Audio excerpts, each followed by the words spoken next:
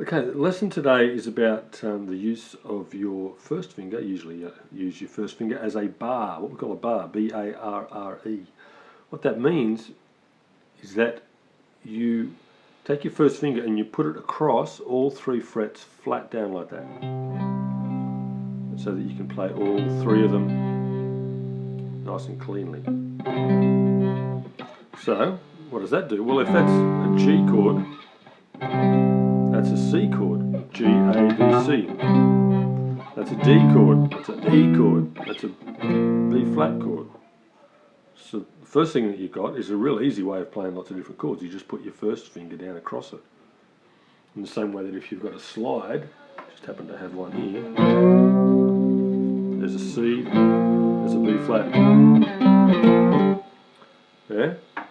So first use for your bar is simply to play another chord. Another important use for your bar comes when you start to move some of these chord shapes that we've already learned up and down the neck. And what you need to do with that is imagine that your finger is the nut here, and you're just moving and the whole nut up and down the fretboard. So if I have a chord shape like that, that C chord, open C chord that we looked at earlier, if I wanted to take that nut and put it there, I could put that third finger down 2 frets up from the bar, the same way that we were 2 frets up from the nut there, and have a new chord. So let's do that on this 4th fret, right? Now that's a C, 5th fret. That's a C. That's a G. If this one here is also a C, then we're going up 4 chords, aren't we? G, A, B, C. If we did the same thing here, we're also going up 4 chords, so it's C, D, E, F. So that one there, you can play as an F. That's a D, that's a G. And likewise with any of our other chords. That one there is a G7. I can play that like that as a C7.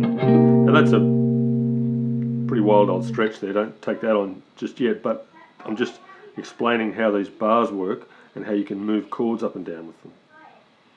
So what you need to do to practice them, depending on your guitar, some bar chords will be easy on some guitars and more difficult with others. It depends on the thickness of the strings and the action, the height of the string above the fretboard. This one it's relatively difficult. So sometimes I'll bring my second finger down there to help support that, right? Why not? No rules. If you can get away with not doing that, that's good, because then you've got your fingers free to do other things. Okay, I can make that a minor chord now, a major chord. So try and do it with your one finger. And we've got a tune coming up that uses some of these bar chords, so you get to have a practice of them. Oh, but that reminds me, before you do that, I want you to practice moving your bar chords just between the open, the 3rd and the 5th frets. If you can play a little riff even.